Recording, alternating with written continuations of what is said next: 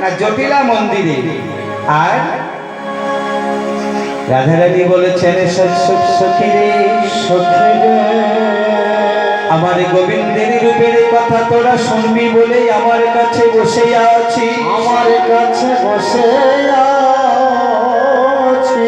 কিন্তু আমার গোবিন্দের রূপ দর্শন করেছে আমার নয়ন, আমার নয়ন, কিন্তু নয়নের তো বলার ক্ষমতা নেই, নয়নের তো বলার ক্ষমতা নেই। আরে গোবিন্দের রূপ বর্ণন করবে আমার বদন, কিন্তু বদনের তো দেখার ক্ষমতা নেই, দেখার ক্ষমতা নেই। গোবিন্দের রূপ দর্শন করেছে আমার নয়ন, কিন্তু নয়ন বলতে পারে না, আর যে বলবে তার দেখার শক্তি নাই।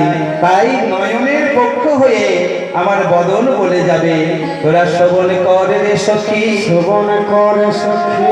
সর্বপ্রথমেই দেখবেন বাবা, কোনো মানুষকে যদি দর্শন করেন, হয় তার বদন থেকে দর্শন করেন, নালে তার চরণ থেকে দর্শন করেন। তাই আজকে আমরা প্রাণ গোবিন্দের চরণ থেকে রূপের বর্ণনা করব। সখীরে অরুণিত